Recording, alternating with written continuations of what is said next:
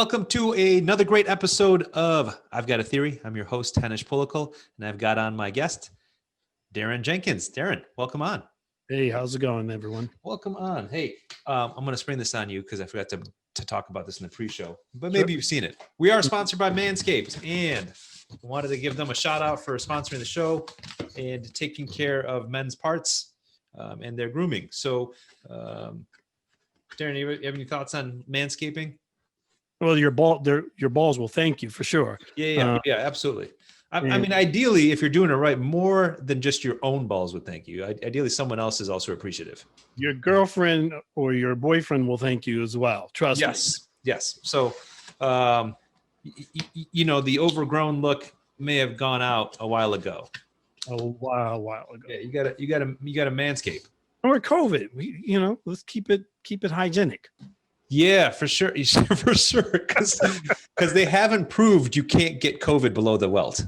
Well, let's not try to prove it ourselves. I don't want to find out I got COVID from not manscaping. Exactly. Well, thank you for Manscaped for sponsoring, and use the code I've Got a Theory. No spaces, no punctuation for discounts and free delivery.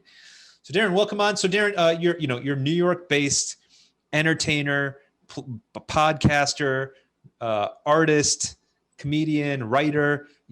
Anything. A lot of different things, entertainment-wise. You're the guy. That's it. I'm the guy. And so this is your full-time gig. You don't work part-time doing something else. This is it. This pays the bills. So you've done it. You've hit the dream of I do this and I get paid to be a creative. Well, let's just say that I've learned how to make it work. Yeah. And that's exactly right. One of my prior guests sent me, he's like, hey, great work on the host. He's like, let me send you a couple resources to become a better host and have a better podcast.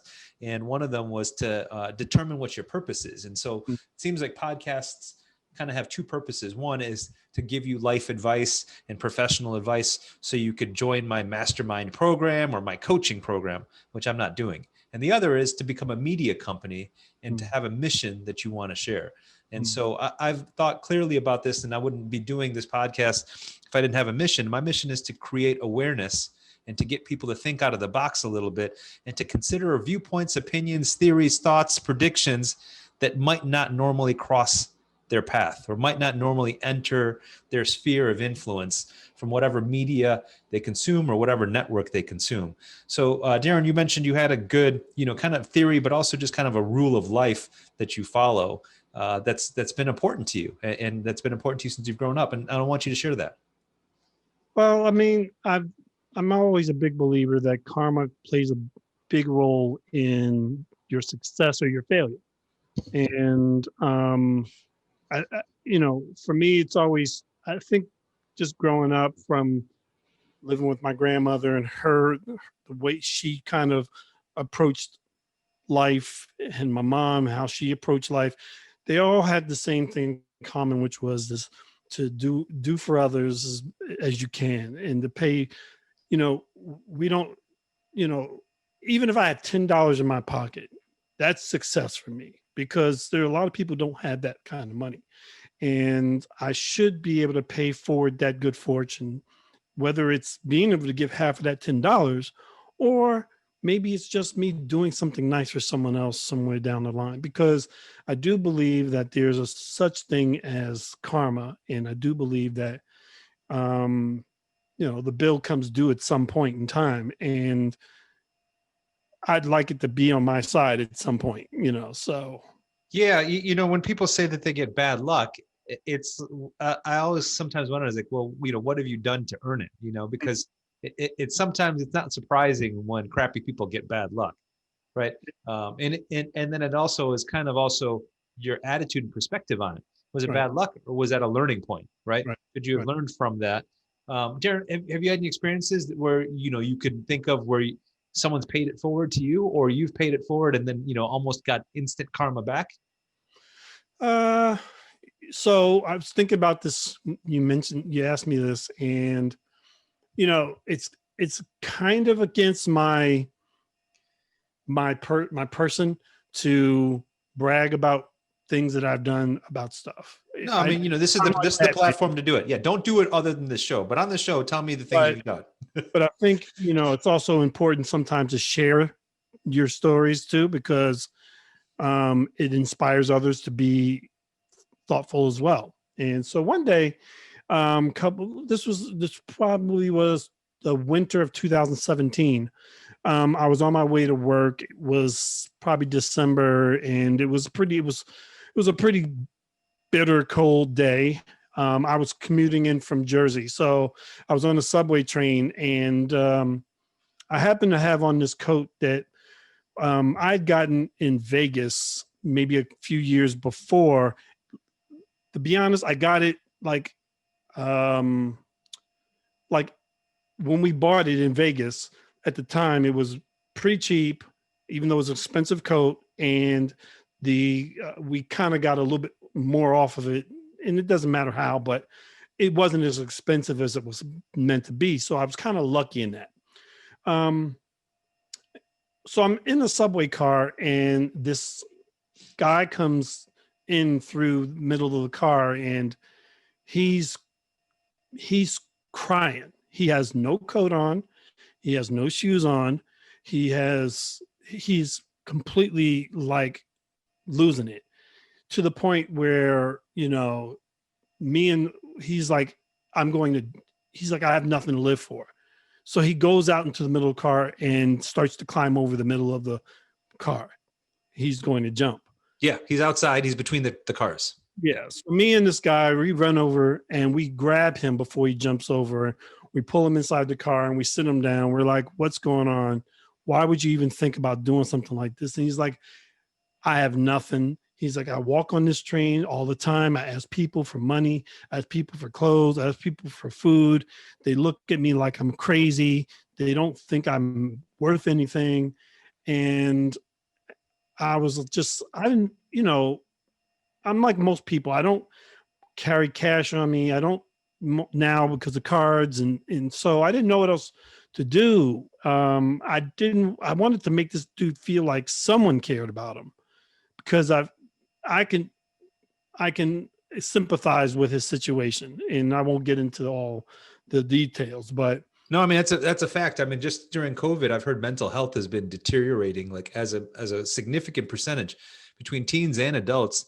Yeah. The number of people that have been depressed or considering, ending their life has skyrocketed, which is really sad. So, quick anecdote, before you complete the story, quick side story. Have you heard about all these cruise ship suicides that are happening? No, I have not. Oh my God. This is one of the saddest things. That gives me chills to think about it. But there's thousands of employees of cruise ships that are still stuck on these boats, right? We're now in January of 2021. Since March of last year, they can't get repatriated back to their country for whatever, immigration, legal issues, whatever, or it's hard to airlift them out and get helicopters to pick them up, because these are guys that make $600 or $700 a month on this boat, and they're killing themselves by the hundreds. What? Yes. There's they have to be in their interior stateroom, no windows, 22 hours a day. That's insane. They said that when they get out for 2 hours, they spend an hour in line to get something from the ship store, and then it takes them over an hour to get through the food line. Holy moly. And so they're just losing their minds. Anyways, so that's a whole nother story, but continue on with your subway story. I didn't mean to interrupt, but I just thought it was just an indicator that, hey, this sadness is real, right? Especially very much real. Yeah.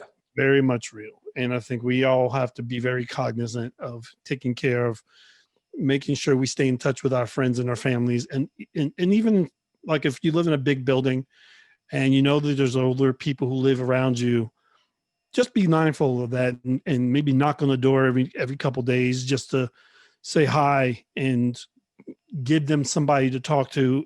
Stay 6 feet apart, wear your mask, but just make sure that they're okay, because they're locked in these apartments too, afraid of what's happening with COVID. So right, exactly right. So anyway, so you get this guy. He needs money. He doesn't have anything. No one's listening to him. So I just gave him my coat. I was like, here, take my coat. I put it on him, and I gave him whatever little bit of cash I had on me. I didn't have much. And I still had a little bit of way to go. It was a little cold walking to work. I got to work that morning, and my coworker's like, are you missing something? Yeah. Because I'm like, yeah, I told them the story, and they're like, what? I'm like, wow, you're so nice. I'm like, I'm not nice. I mean, it was the right thing to do. I wasn't I didn't have a mindset of. How'd you end it with that guy? So he got your coat. What do you say? What happened? He disappeared, man. I mean, he just disappeared. He got my coat. The guy who I was with and who pulled him over the rails, we both gave him money. A few other people gave him money and then he walked off the train and disappeared. And I always wondered what happened to this. Now, mind you, I've volunteered in different homeless shelters before. And, there's a theory behind giving money and stuff to people on trains. And the theory is don't do it because It's going to drugs. yeah. And who knows? It's possible that happened, but I can't, I'm not a therapist or a psychologist. I couldn't possibly sit there and analyze this dude in that short amount of time. And I'd rather err on the side of trying to do the right thing in that situation. Yeah. I'm not going to sit there and wait and then go, well, he's not going to jump, because then he may jump. And then I wouldn't be able to live with myself, Plus, that'll affect your commute. You're going to be totally late to work. Well, there's that too. I'm just joking. I'm being super, super rude. Super rude. But it's just, I just think, it's like New York is this interesting place where, there's lots of people, tons of people ride the trains all the time. We tend to get caught in our phones a lot. Yep. And we don't pay attention to what's going on around us. And I feel like we can't do that same thing in life. We can't put our heads in our phones and not pay attention to what's happening around us in life. And whether you're just volunteering to give somebody some good advice, or you're taking a moment to listen to someone who you think might be struggling with some issues, you've got to try to be an active participant in life. I agree, but I feel like there's this growing percentage of people that believe that other people are either crazy or creepy or weird. And that's not the case. 90, 95, 100, 80, 98% of us are just like everyone else. Right. And Right. If you talk to them, you'd probably find you'd had more things in common with them than you thought. Right. And that they're not as weird as you thought, or they're not as creepy as you thought. And I experienced that a lot myself. I've seen people just assume the worst out of someone. Mm-hmm. And then, then you have to prove to them that, no, that person's probably just a regular person, like short of your guy that's trying to jump off the subway. But, everyone else in the train is probably just a normal person trying to live and take care of their family and take care of themselves and live a happy life as best as possible. Right. Yep. And so it's that aversion to the unknown that makes people not want to talk to strangers. Right. And Right. I'm the kind of guy that talks to strangers because I'm that kind of guy. But like, I know that's the case because, I'm married and I got kids, and parents are deathly afraid of their kids just getting abducted or things like that happening. And then, the statistics show that doesn't really ever happen. Right. Right. And then like 95% of the time, it's like a family member, right? It's like Right. the estranged husband or the estranged uncle or something like that. Someone weirdo in your family that's going to take your own kids. It's not like a stranger at the park. No strange Right. person just takes kids at the park. That ends real quickly. Like that happens. There's a manhunt and we're putting you in jail, like happens once. Right. And so, but there's this perception that everyone's weird. I know I hear that from my wife, or, when I'm talking to other parents at the playgrounds with my kids. Mm-hmm. They're like, oh, we don't know who to talk to because there's other weirdos out here. And, maybe, but most, like, if we're in this playground together, we're all parents, Right. we convince someone to reproduce with us, and I'm being a good parent right now. Right. And so I'm like with my kids, taking care of them. So, that much about me, right? You know that much about me. Well, it's also, so if you go through So you life, paid it forward. So hold on a second. So Daron, let me get to the meat of the story. So you paid it forward. You gave that guy a coat. How do you think that impacted you in any kind of karmic, cosmic, pay it forward type way? Because let me be the devil's advocate. That guy could have just been a con man. That could have been his shtick, right? That could have been his thing he does daily. absolutely. And I think that is possible. But I feel like when you do something nice for somebody, the you always get at least one thing out of it. And that one thing is you feel a little bit better. You Yeah. just feel you walk away from that moment knowing that for 5 minutes you impacted something. Yeah. And that's all I ever ask for. And it might have not even been him. It might have been other people on the train that you influence and like, oh, check out that guy being a helpful, right? Instead of just letting it happen and passive. Who knows what, like active. There was a woman on the train and she was like, oh my God. She's like, that was the nicest thing I've ever seen. And I was just like, okay. See, that helps restore her faith in humanity a little bit. Exactly. Who knows what happens it's like it's that old saying about the ripple in the pond. You still throw a stone and the ripples across the entire pond. You don't know where those ripples are going to end up. Yeah. And but I think that's the point, right? The point is to act without consideration of that moment, because you can't always predict what your action is going to affect. To assume that it will have no effect is, I think, incorrect. Regardless of whether you see the effect or not. I think that's where the problem lies, where as human beings, we're very visual and very, visual animals. And if we don't see the effect happen, we assume it didn't happen.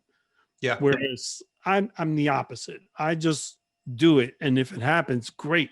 If it didn't happen, okay, great too. But at least I tried, so. Well, one of the ways that I feel like that you could pay it forward without just monetary and material is information, right? Yep. Once we figured out we could trade information, that was a huge gain for humankind, right? I can give you something that I know and I don't lose it. I didn't lose that piece of information. I still have it. And now you have it. Now both of us have it. Right. And so that's something I see in my industry, or just in a lot of professional industries, where there's a lot of coaching or workshops or things where people are trying to teach people and charge you hundreds or thousands of dollars. And a lot of times when I give away information to people, right? So earlier today, I asked a real estate agent that called me for some stuff. I was like, hey, can I teach you how to do that? She's like, I don't know how to do it. I've never had to do it. It's not relevant. I was like, I think it'd be a good good skill for your professional skill set. And I'm happy to teach you. Take me about 30 minutes because it'll make us work better as well. And she agreed. She's like, yeah, you're right. I do want to have that knowledge. And people often ask like, oh, how much do you charge for your coaching and stuff like that? I'm like, I don't charge for it. I just want to, if I can give it to you and you can have a skill set that's helpful to you professionally, then have it. I don't make a living out of being a coach. I make a living out of my other businesses. But that's kind of, I like to give it away because then I know that she'll think of me next time she has an opportunity that could be a fit for one of my businesses, right? Because she's like, oh, that guy was nice. He didn't charge me anything for sharing his knowledge, his spreadsheets, his calculations that he does for stuff. And I'll give it away all the time. Just happy to know that someone else has it. But if it comes back around, double whammy. That's my pay it forward. Then I get it back. Well, it's funny you mentioned that. So that's kind of been my whole thing. My whole entrepreneurial career has been built on that. I created an organization where I was running these networking events and these workshops and seminars and classes for entertainment and stuff, based on the fact of giving people the opportunity to share their knowledge with each other. And now it's morphed into a new initiative that I've run called the Change Hollywood Initiative, which is basically me reaching out to my contacts and saying to them, look, I want to help minorities and people of color in the industry gain access to jobs, opportunities, education, advice, advisorship, all of these different things that helps them move forward in their careers. And there's no money there's nobody getting paid for this. I'm basically saying, help me help other people.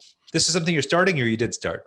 I started it at the beginning of, actually just as COVID was kicking off, actually. It was very weird. And what's it called? Change Hollywood. Change Hollywood. Okay, great.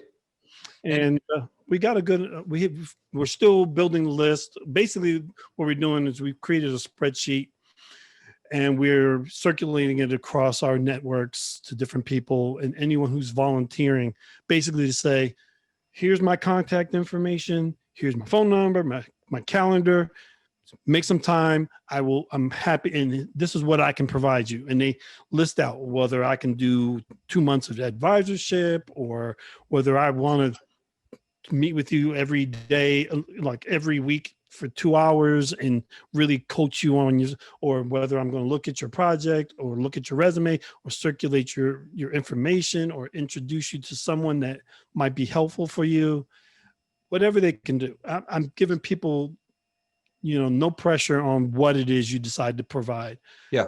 Just basically, and then the spreadsheet is being circulated to those individuals who need it. And they can go, and we've given them like tips on how to use the spreadsheet. And it's been very successful so far, and we're looking to grow it. And ideally, you want to turn it into like a website or something. Yeah, a website that basically people can kind of come and log in, search, find people that are with it. That'll be helpful. Exactly. Yeah, that's awesome. I mean, that's, it's great to do that kind of stuff because people don't think about that, because I'm sure a lot of times it just goes to nepotism, right? Oh, I know someone, let me hook them up. Yep. And we're asking for the same thing, but maybe we help people that don't have the same advantages that other people did while growing up, right? Yep. And it's surprising, like the people that we've gotten are people who I would consider super busy, like super busy.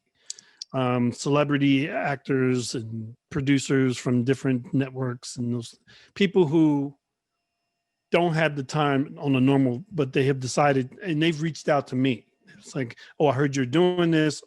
Love to blah, blah, blah, get involved. Well, they want to be part of something, right? They want to be part of something bigger, right? Because there's the difference between busy and productive, right? And so if you could get rid of some of your busy work and add it with something that you value, right, and adds productivity to your life, and you can contribute to someone else, I mean, that feeling that you get that you're helping and that you're being helpful is a lot better than just being busy. Yeah. I mean, you can be busy doing nothing. Right. So many people are probably doing right now. Hey, if you're listening to this podcast, that's a good use of your time, I think. No, that's a perfect use of your time. Now we're giving you knowledge, right? Yeah. Yeah. So that's awesome. So Daron, I appreciate you sharing that. I mean, so the key thing is, have you ever been a recipient of like a Starbucks pay it forward where someone like pays for your coffee at the window? No, I hear of it all the time. I've never been part of one. Yeah. I did one at Starbucks, and I did one at a what's the restaurant? Sticky's. It's like a barbecue place. Okay. Yeah, I was just like, all right. I did for my birthday this year. I didn't have anything to do, so I actually my birthday for me is like just another day. I don't really celebrate it that much, but I wanted to do something, so I went out and walked around New York City and went to different restaurants. And if there were homeless people out front, I went out and bought them lunch or dinner, whichever was when they're there. Yeah. So I was just like, that's an interesting concept. Like, instead of using your birthday to get gifts, why not use your birthday to give gifts? Yeah, I heard a quote the other day. I can't remember who it is, and I'm doing it injustice. It's like, I've heard the purpose of your life is to find out what your gifts are, and then you're supposed to spend your life giving it away. Yeah, well, there you go. I mean, my favorite book is The Alchemist, so yeah, it's a great one. That should tell you a little bit about my mindset there, right? It's I mean, that's a lot of people's favorite books. Yeah. I've given that book away a number of times to people, and as many people as read it, there are a lot of people who don't understand it. And I've had to have conversations and talk to them about that. Oh, I get it. I'm like, it's not a religious book. It can be seen as one if you choose to. Right. But it's very spiritual, and it's very useful in a lot of ways if you know what you're looking for. So Yeah, and spirituality is, not necessarily about a higher power or worshiping something as much as just understanding your reason for why you right, exist and what you're doing and what your place is. right, Right. It's right. kind of more of that, and just having that acceptance of this is who I am, this is what I do, and I'm good with it. Yeah. And I think given 2020, um this, January is like the perfect time to start taking stock of that situation because I was saying to somebody the other day, I'm like, I know 2020 was terrible, but there's a lot of things that could be positives that can be taken out of it as well if you choose to look at them. And you can't necessarily think just because it rolls from the 31st to the 1st that suddenly everything is all right over with and everything's better now. That doesn't, it's not the way it works. We have to keep working at it. And January is only the beginning of that road of making what, like if December 31st, 2021, we have the same conversation, then what did we learn from 2020? So I'm telling people just, use 2021 as a way to take what you learned from 2020 and improve on it. Yeah. That's the only way it becomes a better year than the last year. So, Yeah, there's probably a lot of people that just hold up last year and said, "Hey, there's nothing I can do. I'm just going to stay holed up and right. stay at home order or whatever," and then just kind of squander the year. Right. And Right. I hope that no one does that this year because, you know, it's a brand new year. We got 360 days left to make it whatever we want. And, I always think about the potential of each year, so. Yeah, there's a lot of potential and there's a lot of opportunity and there's a lot of human capital that we can invest into stuff. And so I always Mhm. make this cliche and we kind of end with this. There's always two classes of people that work hard and people that complain there's no work. Yeah, correct. That is true. That is true. And I, I'm trying not to be the latter. I mean, Yeah, there's no shortage of work. I mean, it just depends on what you're willing to do, right? If you need money, if you need food, if you need shelter, there's something you could do to provide for yourself. absolutely. Or Absolutely. you could sit on your hands and complain. One of the two. Yeah. And then we'll see you at the end of 2021 and see how, like how much you've complained by then. Yeah, So and one of the advices I give to people is like, hey, if you can't find something that you want to do, if you're not interested in making money, well, then just go help people because almost everyone I know really likes helping people. yeah. Right? Just help someone else. Join a nonprofit, join a volunteer group, something, and donate your time if you can't think of anything productive to do. Because when you find something, if you do this and you love it, the things that you and you know this for sure is when if it's something you love, you'll do well, and that that could turn into something very prosperous for you. I Correct. think, you know what I mean? Like I think that's the key. I Love heard is I heard I heard this quote a couple years ago from a friend of mine. It's like, if you do the right things, the money will chase you down. yes, Right? absolutely. Just do the right thing. Yep, yep, yep. I mean, you'd be surprised what happens when you just do something for the love of it. A lot of good things can happen, not just to you, to other people, and you just feel better. I'm really mindful of that right now too. Like I do what I do because not because I make a lot of money, because I don't. I do it because I love what I do. It makes me happy, and it makes me happy because what I do helps other people. So And that's I'm the best satisfaction. That's the best compensation you can get. absolutely You can be the richest man in the world and be, pretty dim because you're not helping anyone. You might be hurting people, right? yeah. Versus you could be the poorest man in the world and extremely satisfied with your life because you're being helpful. Yep. Yeah, yep. And you know, I always say, when it's time for me to go and people are sitting around talking about me, I always wonder what they're going to say about me. And if they just said one thing and that he loved what he did, then That's a my win. yeah, it's a total win. So That's a win. Yeah, that's right. Daron, hey, thank you for spending some time with me. That was cool to talk about. And you're right, pay it forward. Karma exists for some reason. We don't know the exact, we can go into theories about how it potentially works, but we don't know how it works. We just know it works. yeah, Yeah. No, which no work. So do good to people, do good to yourself, and then the rest will take care of itself. Absolutely. Yeah. Absolutely.